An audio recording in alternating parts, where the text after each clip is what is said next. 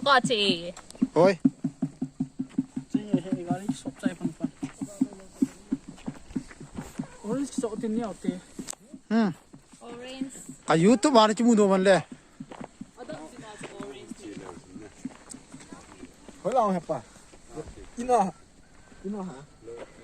จีเพย์แล้วจนกำเอาอุ้มีนี่ออเรนจ์ฟาร์มถ้าอลังตา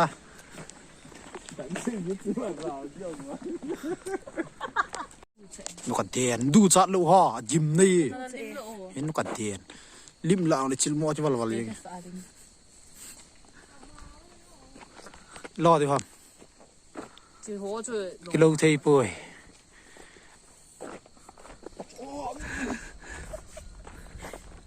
ฮิจิก็ยูทูบช่องวันเกี่ยกันจังเลยอะไรวะกินเนี่ย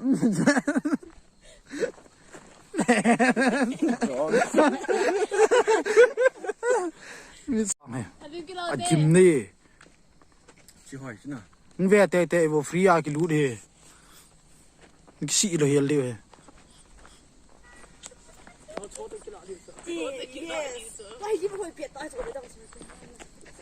ทดงละชิลปูดียังไงสิเลยเฮลลิมกิโล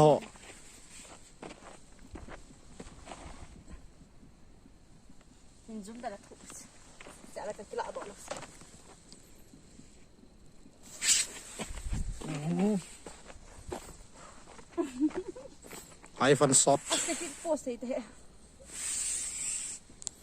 ฟาลเบสยัง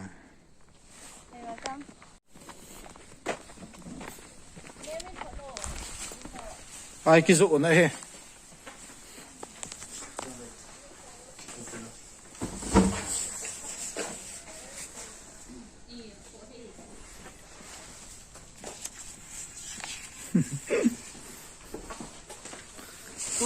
อัปปุลหอลูไม่อัปปุลเห็นล่างปุลดังเลยมินเนี่ยเด้งอาจจะเนี่ยชีพลาสติกที่จะช่วยดึงของหัดจอดดังที่หุบอีกตากิโลแล้วนะเป็นเดี๋ยวดูกันไปเชื่อซ้อมเปลี่ยนนี่ยิ่งชิวสุดกินเนี่ย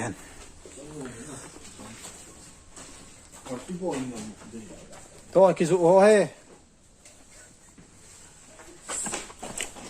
ตัวเฮออเรนจ์กับเฮหินมันอะไรก็จะเห็นไลฟ์ฟ้ากันเนี่ยเดี๋ยวหินอย่าเห็นนี่ต้องเลยมัวตุยยังไงก็ไม่ถูกกิโลจะกิน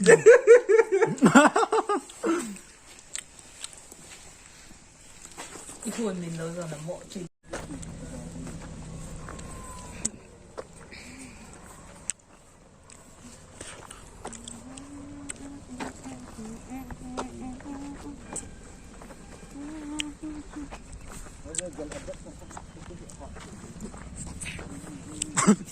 จะลองตัวปลากากับ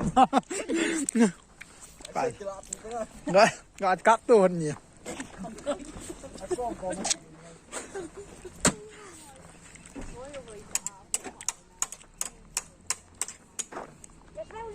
ลองกี่ตัวบังคับมั้ยการเราตามียังไง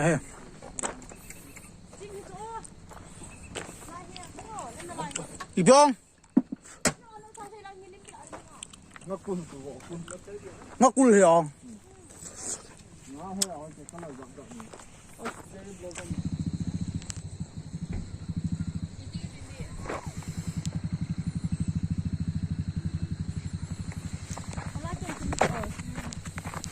อันนั้นกะละสวยจิ้มนั่นโอ้กินกัน